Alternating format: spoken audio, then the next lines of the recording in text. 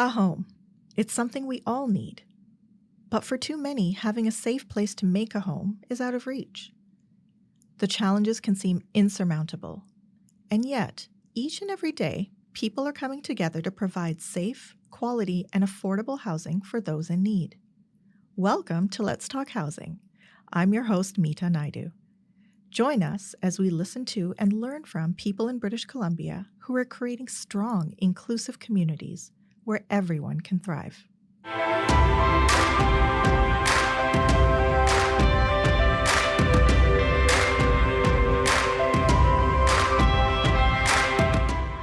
Hello, and welcome to Season 5 of Let's Talk Housing. I'm your host, Meeta Naidu.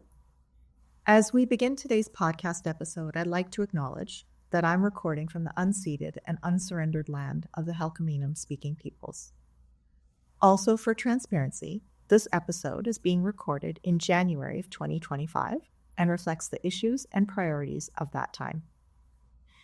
Today on Let's Talk Housing, we are joined by Brad McCannell, VP of Access and Inclusion at the Rick Hansen Foundation, Doug Tennant, CEO of UNITI, and Jules Cressman, Community Advocate. We'll be talking about accessible housing and its importance and impact in community. This is Let's Talk Housing. I'd like to open the conversation by hearing a bit about what inspired each of you to focus on accessible housing. What brought you to this place? Doug, what drew you to this field? Yeah, thanks, Meeta. I got involved with this 34 years ago when I met my stepdaughter, Krista, who has Down syndrome. She was 3 at the time. I was aware that there was discrimination, but I wasn't aware at how pervasive it was. Things such as people protesting her going into her school as the first person with a developmental disability in the school. And so that sort of shifted my paradigm on life and gave me a focus. And over the past 34 years, I've worked as a volunteer, as a frontline worker, and now a board member, and now in my current position for the last 13 years as the CEO of UNITI. And UNITI is the partnership of 3 not-for-profit organizations, one of which supports people with developmental disabilities and acquired brain injuries. And we found about 20 years ago that there just wasn't the same housing options for people with developmental disabilities. And so that became part of our mission, was to create and maintain and run housing that would be inclusive to the entire community. That's the short version. Right. And I know it's more complicated than that, but it's beautiful to hear that your passion was ignited by family for this work. Thank you for sharing that story. Jules, what about you? I'd love to hear your story. Why is accessible housing such a meaningful cause for you? When I joined a housing co-op in Coquitlam, I have served on the board 3 different times. I'm currently the outgoing president as we dissolve and go into a new co-op under the name Packard Housing Co-op. When I came in here, I was using a scooter because I had a disability. At the time, they weren't really sure what was going on, but I needed a scooter and then a wheelchair. And for a long period of time, I was unable to do outside activities without the assistance of a wheelchair. Then my health improved somewhat, but it was important for me to have an accessible unit. So I was switched from what was a regular unit to an accessible unit. And you were talking about how has that impacted my life. And I have to say, one of the things that is funny is people assume that because I'm in an accessible unit, I must use a wheelchair. So I get some kind of nasty comments occasionally, like, why do you have an accessible unit? You look fine. There's nothing wrong with you. And they're not nice about it. I'm not talking about people that are polite and are interested. I'm talking about people who think that they know what they're talking about, and they don't. And so they can be quite rude and a little bit uppity. And then you just have to use it as a teachable moment and go, well, wait a sec. Not all abilities, or different abilities, as I call them, are visible. And so just because I look fine to you doesn't mean I don't benefit from having a bathtub that's got accessible bars all around it. I have a wider space to be able to change and do things. If I ever need to go back into my wheelchair, I have that access, etc. And so it's been a positive opportunity for me personally to learn about the challenges that come both in and out of using some sort of mobility aid, and also just personally navigating the world with different abilities. So that's kind of my story. Well, first, I'm glad you've got that unit. Thank you. And it's very interesting when we think about invisibility and visibility and who gets erased as a result, right? We'll dive into that more. Brad, tell us a story. Tell us your story. Oh, gosh, my story. I've been quadriplegic for 44 years now. And this whole accessibility thing is a second career for me. I spent 25 years in the television business. And in 1990, I owned and operated the second largest production company west of Toronto. So we were a very busy group. And I got a call from my old friend, Rick Hansen. And he asked me if I'd be interested in being the project manager for the largest Congress and exposition on disability ever held, at least at that point. It was called Independence 92. And as a producer, I thought, this is great. I'll go do this. And I went there, and I was, up till then, I wasn't part of the community of people with disabilities. I was injured. I got rehab. I went back to work. I was a busy guy. Life was good. But I had no exposure to people with disabilities whatsoever until this conference.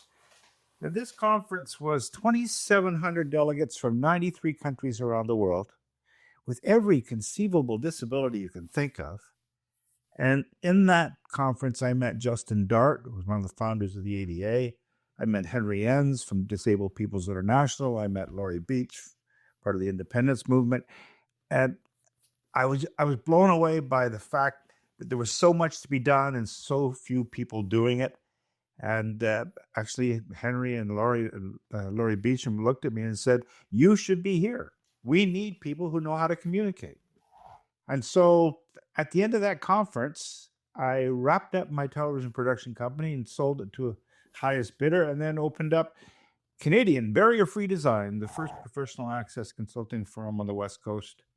And from there, I specialize in large public events like the Olympics and the Paralympic Games and those kinds of things, and airports and stuff like that. But my whole exposure to that community, suddenly I just recognized how we were being held back. And we were being held back mostly by the built environment. And that had to change, so I was the guy to do it. So just airports and just the Olympics. Oh, gosh, no. Those are not small things, Brad. Well, I had the great pleasure of being on the International Paralympic Committee's Access Working Group. So that was determining the access to be provided at all venues and all events for the Paralympic and Olympic Games. So that led me into everything from corner stores to bakeries to... The interesting thing I found is when it was the 2008 Games in Beijing and then the 2010 Games here in Vancouver, we were able to put 200 people using wheelchairs on the side of a mountain to watch a downhill ski race. Nobody had ever done that before.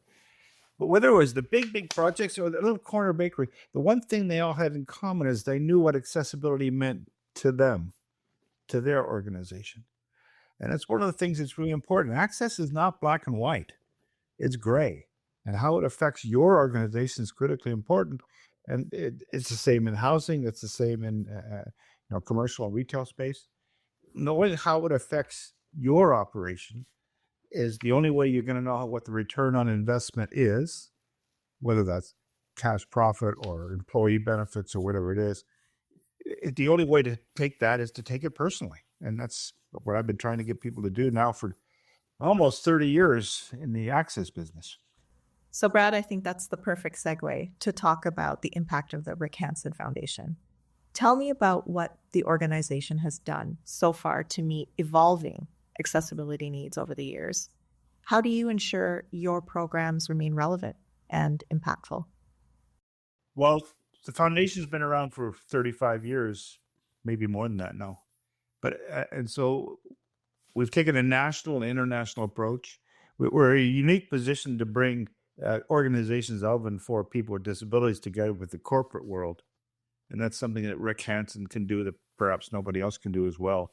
And so that's been a real key to what we've been moving forward is to try to bring that knowledge forward and then to integrate the needs of people with disabilities into the everyday thinking of bureaucrats, of government, of corporate people. But what we realized, I was brought into the foundation 10 years ago to develop the Rick Hansen Foundation Accessibility Certification Program. And what we recognized was the built environment was the key to the success of all the other pillars of accessibility. Whether it's employment, transportation, communications, web access, they all rely on the built environment. Even if you're working from home, you're in a built environment. So, the bottom line was, without accessible destinations, accessible transportation was not as important. And even the best HR program in the world wouldn't work if I couldn't get in the building. So the built environment became our focus, along with the school program. Our school program is really important to us. But the built environment program, what we had to really do is get industry to recognize the return on investment that's just laying there, that they're just ignoring, and help them understand that this isn't about more regulation. It's not about more red tape. It's about you. It's about your family. It's about your mom. So the built environment became a focus. And we recognize that the industry has evolving needs as well. The demographics are changing. The industry needs are changing. All this stuff has to come together. And it's all about the practical application of universal design, and delivering that is in our DNA. Can I ask you to define universal design? Universal design is not a thing. It's not a prescription. It doesn't tell you how wide a door should be. It doesn't tell you, anything about what you should do for acoustics. There are a set of principles developed by Dr. Greg Rice back in the early 80s. And the idea was quite simple. If you made an environment work and functional and safe for young people, and work for older adults and seniors, everything else in the middle would work itself out. So these are principles. Universal design is an approach. It's a way of looking at a built environment. And once you start seeing barriers to people with disabilities, you can't stop. And that's our great advantage. When people go through our course, you can just see the lights go on. Now, when an architect discovers that a handrail is not just for support, but it's actually navigation. It tells people with vision loss where the landings are. It tells them, where the path of travel is. By wrapping that handrail around, it says, come with me, I'm going to keep you safe. And that's why it's so important that they meet that code and that they follow that. But when they take the course, they see the penny drop.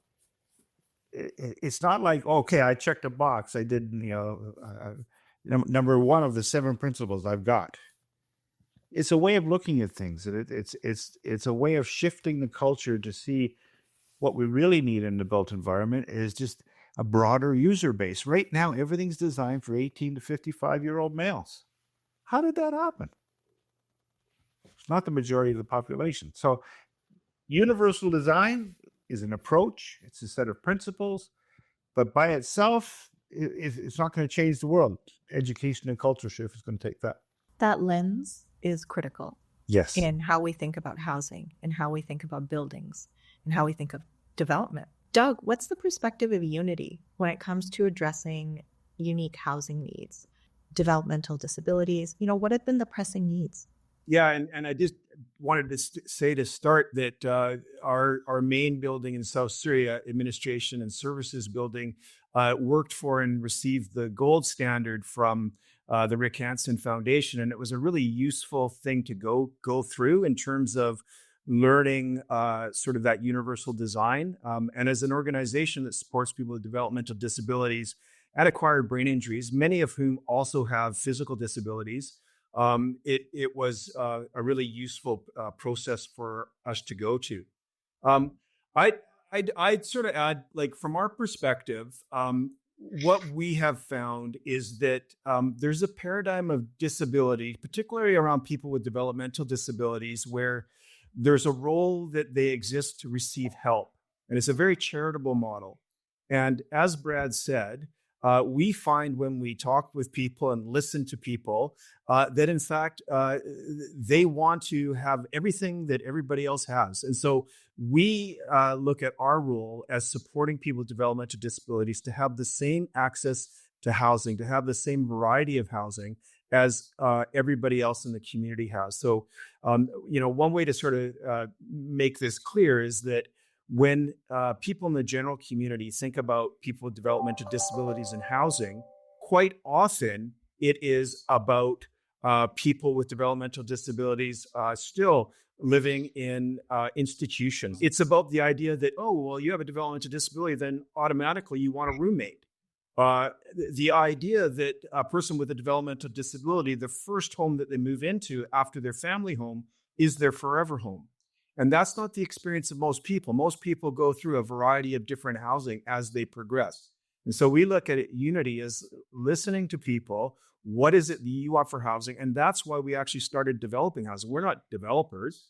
We became a developer because there wasn't the type of housing that was needed. And ironically enough, that type of housing was just like housing that was welcoming to people with developmental disabilities. So we sometimes try to make things strange and weird, but in fact, at the end of the day, our job is to support people with developmental disabilities who have the same opportunities for housing as everybody else. Right. You're filling a gap, you're filling a need that people just didn't take into consideration because they weren't listening. Jules, you're someone that also directly engages with the community. What are you hearing from individuals and families? I just think about our place here. We were built in 81.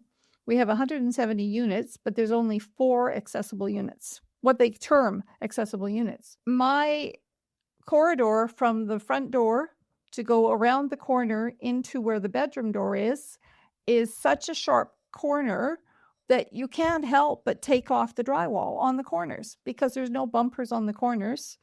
That wasn't built with the proper concept of what a person with different abilities needs in order to live and enjoy their home the same way anybody else does in the other units.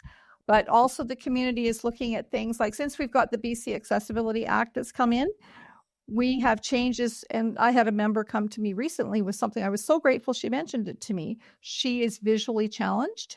And so at night, when she wants to come in our back entrance through the loading zone area, when she gets dropped off for a ride, she can't use it because even though there's lighting, it's not adequate for her to be able to safely navigate the sidewalk to get into the back door. So she goes to the side entrance and comes in that one instead. And that doesn't have an automatic door and it's further away from where she is. And I don't think it feels quite as secure for her either. But there is a security camera. So I think, although there have been shifts, and I'm very grateful for the work that's being done, the Accessibility Act coming into play and all these things, I still think there's a great deal more work that needs to be done for sure. Yeah, it definitely sounds like that. And we're talking about individuals at this point, but people in families, people with extended families, right? There's different needs there as well. Building on that, how do we ensure that housing design addresses both physical and developmental disabilities? Doug, we know this past summer, construction began on Harmony Apartments, which is a development designed to offer affordable and inclusive housing for a diverse group of residents. Can you share what design considerations went in mind? I can compare the two. So we built Chorus in 2016 at the first purpose-built rental building in Surrey in about 3 decades. And at that time, we were like, okay, how many adaptable units do we have to build? And it was 4. So we said, well, we'll do double. We'll build 8 because that's what we believe in. And it was a very sad experience with Chorus because of the 71 homes, 20 were for people with developmental disabilities. And it turned out that none of them really had any serious physical disabilities. And so they didn't need the adaptable units, which was great. So we were like, okay, well, we've got 8 adaptable units. That's awesome. We can now, have people with physical disabilities move in.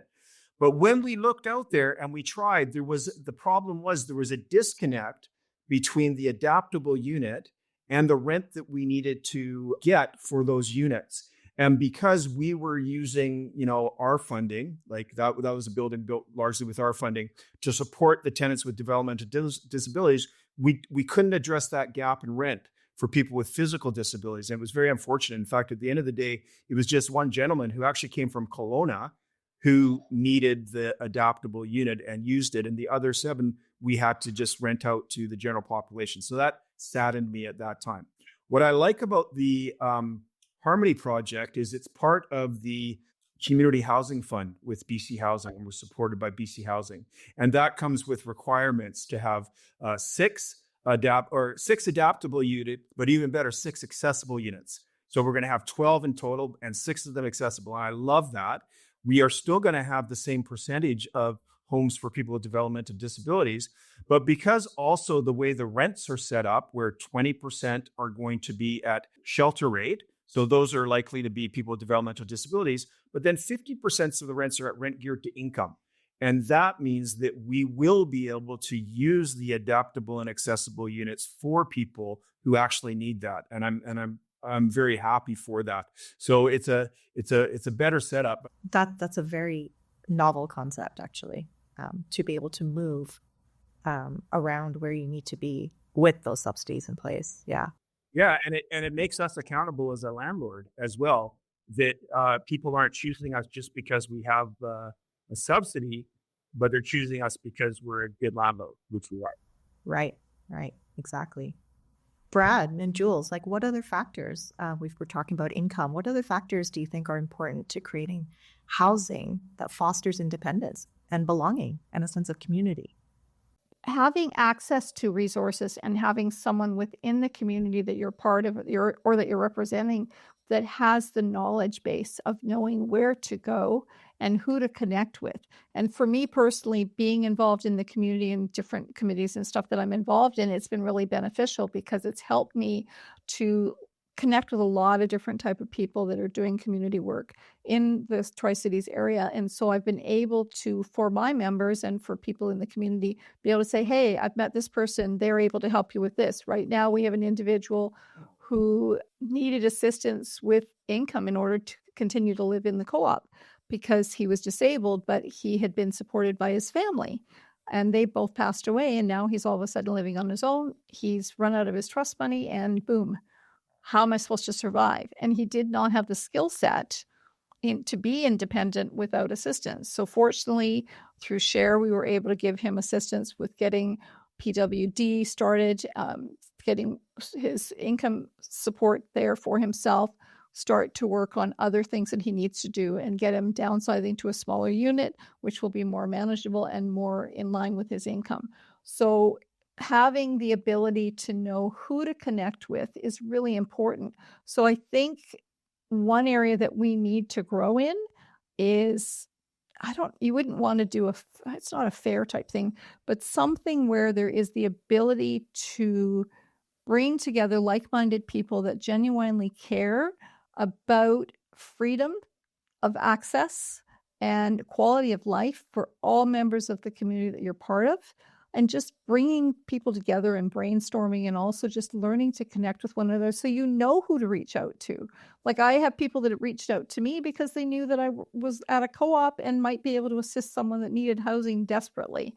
Or I learned about through Community Land Trust that they have a fund for women fleeing domestic violence that are looking for assistance paying for their shares to get into a housing co-op or a disabled person. There are so many resources that all of us represent different organizations that we know about because of the work that we do.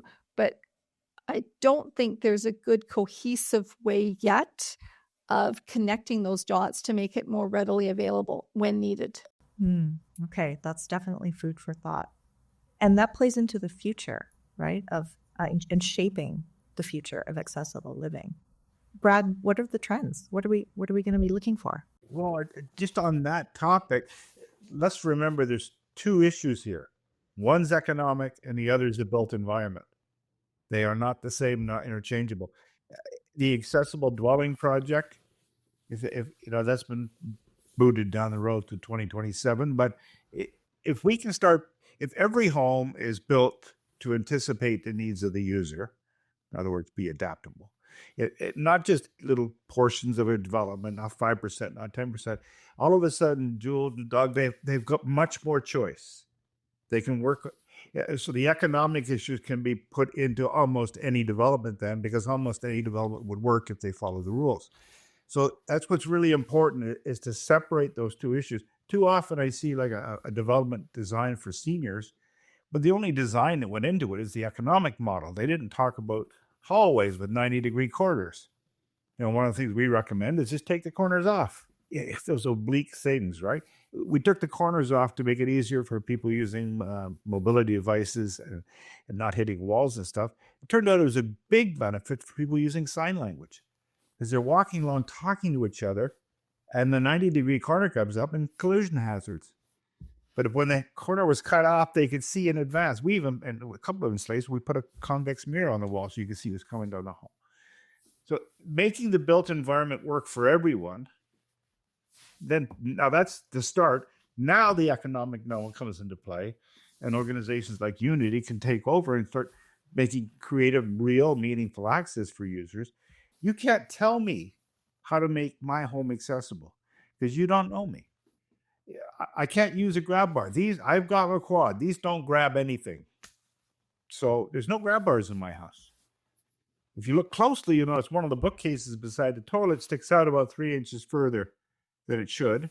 And that's because I lean on it. That's my grab bar.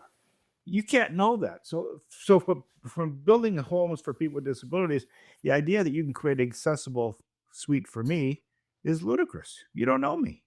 So it's better to create a suite that anticipates the needs of me, or when I move out, the next user, and have the infrastructure ready for the needs of UNITI, the needs of co-op users.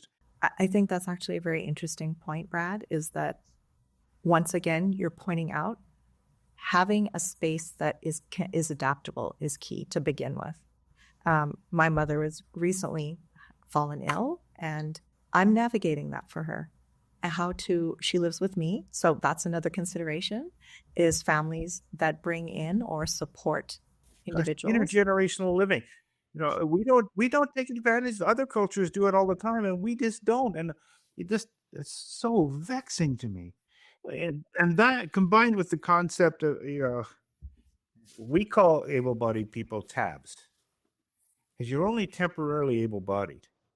It doesn't matter whether you do a face plant when you're a teenager, you end up in a wheelchair, or you're 65, you need a walker and a hearing aid. You will be part of our community. We're the largest minority group in the world, and the only one that anyone can join at any moment.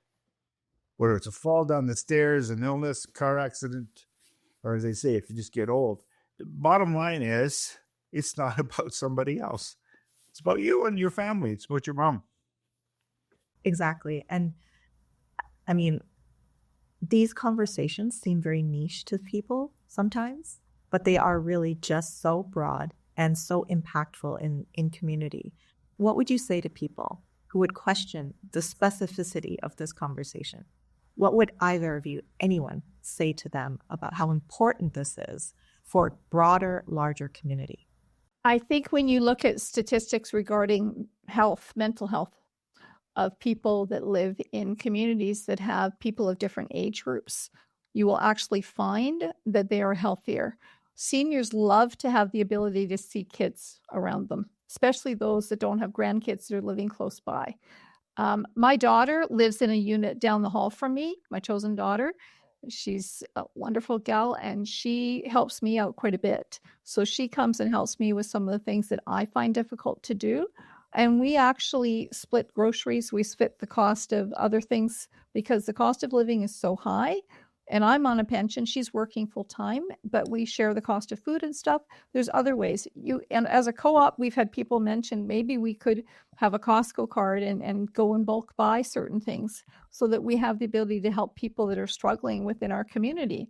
So to me, the concept of supportive environment, not just the accessible environment, but a supportive environment, an environment where you build community, whatever development you're part of. Because truthfully, years ago when I lived in an apartment building, I could say hi to my neighbors and I knew who they were. But truthfully, you said, hi, have a good day. That was about it. You didn't really know them. Whereas I've lived in a housing co-op for 27 and a half years, and I know nearly everybody here, and not just because of my role working on the board, but just in general getting to know them, because it's a more social environment. It's a more welcoming environment usually, co-op living. And so there is a proviso that you must be willing to volunteer in some way. They want you to participate. Gosh, our mission has to be keep people in their communities as long as humanly possible, to stay in their homes as long as humanly possible. Even when they have to go into long-term care, they should be small facilities within their community so they can stay there, and it takes all advantage of the whole community piece, the intergenerational living piece. When grandma can't go see her grandson play hockey at the local arena because the sidewalks are cracked or the door's too heavy or the stairs are too steep, whatever it might be to keep her away, when she can't go there, a little thread breaks, right? And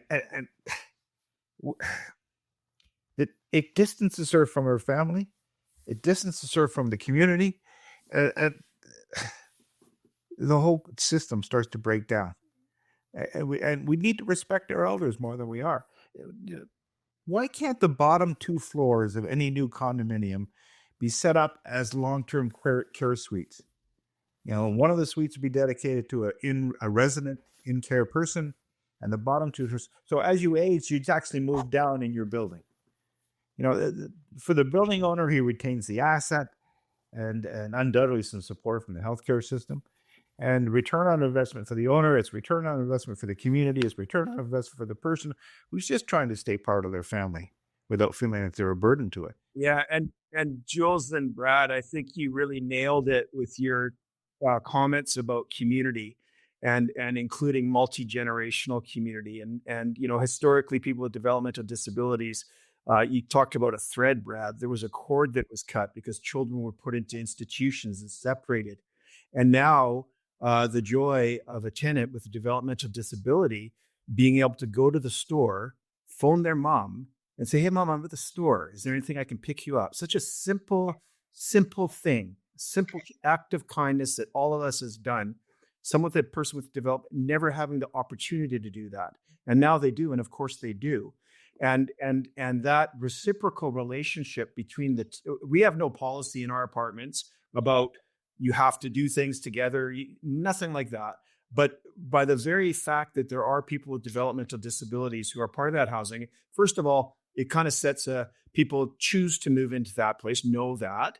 So it kind of, that's a bit of a vetting right at the very beginning. But then the people that are living there, it's just fantastic. Families, seniors, people with disabilities.